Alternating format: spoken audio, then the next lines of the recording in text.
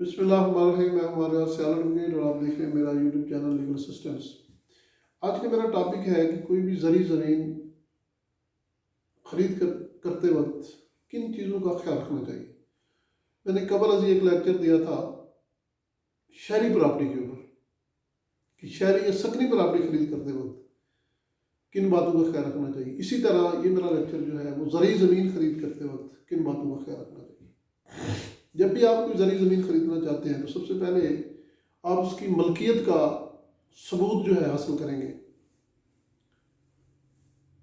زمین خرید کرنے سے پہلے آپ اس کی ظاہر ہے وزٹ کریں گے فزیکلی، زمین جو بھی آپ اراضی خرید کرنا چاہتے ہیں زرعی زمین، اس کے پانی کے حوالے سے کیا نہری زمین ہے، بنجر زمین ہے، اس کا زمین کا پانی کڑوا ہے، میٹھا ہے، پانی کی سطح کتنی بلند ہے، یہ ساری چیزیں آپ دیکھیں گے۔ اس کے بعد آپ ظاہر ہے اصل مالک کے ساتھ ایگریمنٹ کریں گے، اور جو ہے وہ ایگریمنٹ جو ہے وہ کرنے سے پہلے بھی کچھ چیزوں کا خیال کرنا ضروری ہے۔ کیا وہ جو زرعی زمین ہے وہ کس ادارے کی ملکیت رہی ہے، کیا وہ صوبائی حکومت کی رہی ہے، کیا وہ جو ہے کوئی ٹی ڈی اے کی زمین رہی ہے، کیا وہ کوئی کلیم ہے، کیا وہ کوئی کسی سکیم کے تحت مالک کو زمین ملی ہے، جیسے بھیڑ پال سکیم ہے، گھوڑی پال سکیم ہے، یا آباد کاری سکیم کے اندر اس کو ملی ہے۔ تو یہ ساری چیزیں جو ہے کیا اس نے ایڈجسٹمنٹ کروائی ہے یا اس نے کسی سے ایڈجسٹمنٹ ہوئی خرید کی ہے، تو یہ چیزیں انتہائی ضروری ہیں۔ زرعی زمین خرید کرنے سے پہلے ان کی ویریفیکیشن ضروری ہے۔ اگر وہ ایڈجسٹمنٹ ہے تو وہ غلط بھی ہو سکتی ہے۔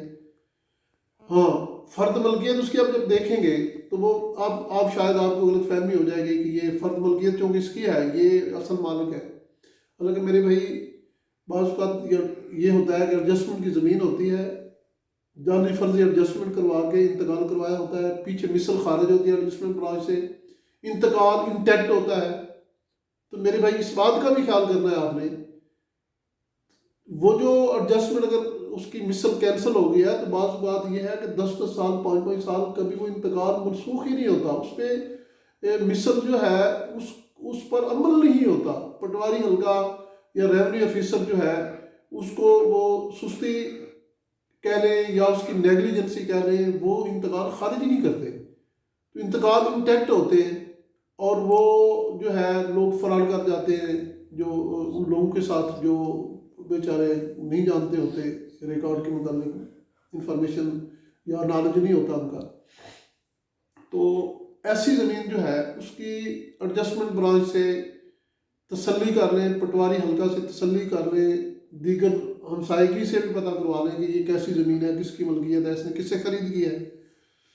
تو اس کے بعد جب بھی آپ ایگریمنٹ کریں گے اس زمین کا تو آپ تسلی کر لیں کہ قبل ازی کیا کسی شخص کو یہ بندہ فروخت تو نہیں کر چکا، یعنی کوئی ایگریمنٹ تو آلریڈی نہیں ہوا ہوا اس کا، اس کی میعاد کیا گزر گئی ہے یا ابھی 3 سال نہیں گزرے، میعاد بقایا ہے، یا وہ زمین جو آپ خرید کر رہے ہیں اس کا قبضہ کس کے پاس ہے، کیا کوئی ٹھیکیدار ہے اس کا جس کے پاس ہے، کوئی مزارع ہے اس کے پاس ہے۔ تو ان چیزوں کا خاص خیال رکھیں۔ اور آباد کاری اسکیم کے تحت جو زمینیں ملی تھیں 1952 کے اندر، جور آباد ہیڈ آفس تھا، تو 15 ایکڑ کے حساب سے ہمارا تھل کا علاقہ جو ہے اس میں 15 ایکڑ جو ہے ایک بندے کو الاٹمنٹ ہوئی تھی آباد کاری اسکیم کے تحت، اس میں ایک ساتھ مقرر ہوئی تھی، اس میں جو ہے حقوق مالکانہ پھر دیے گئے، کچھ لوگوں نے ابھی تک حقوق مالکانہ بھی نہیں لیے، مختصراً تھوڑی سی جو ہے وہ اس کے فیس رکھی گئی تھی، اس کا معاوضہ رکھا گیا تھا،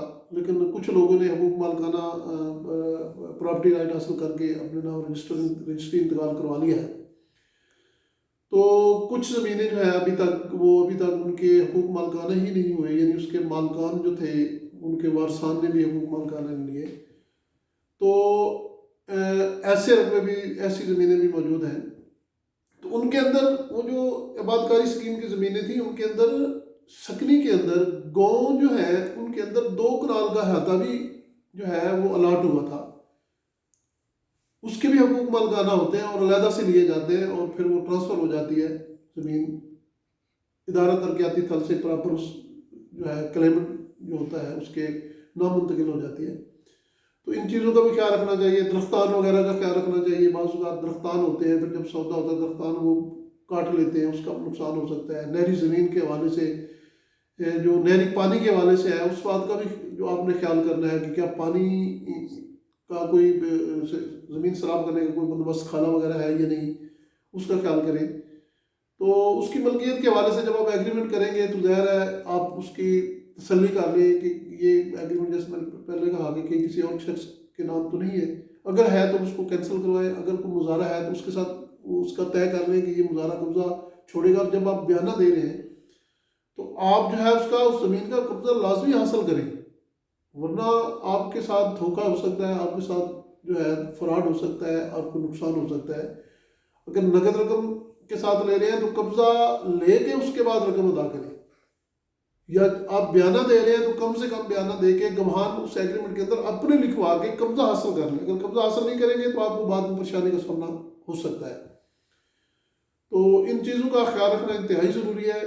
تو میں نے مناسب یہی سمجھا کہ میں نے کہا میں اپنے ویورز کو، دوستوں کو یہ بات بتا دوں، کیونکہ میں وکیل ہوں. ظاہر ہے روزانہ ہمارے پاس ایسے مقدمات آتے ہیں، ایسی لیٹیگیشن آتی ہیں، لوگ بیچارے پریشان ہو جاتے ہیں، ان کا مالی نقصان ہو جاتا ہے. وہ اپنے جانور بیچ کے، اپنے زیور بیچ کے، اپنے جو ہے وہ جمع پونجی جو ہے اکٹھی کی ہوتی ہے ساری زندگی کی، اور وہ جو ہے وہ ضائع ہو جاتی ہے. تو یہ میرا مختصر لیکچر تھا جو کہ امید ہے آپ کو اچھا لگے گا.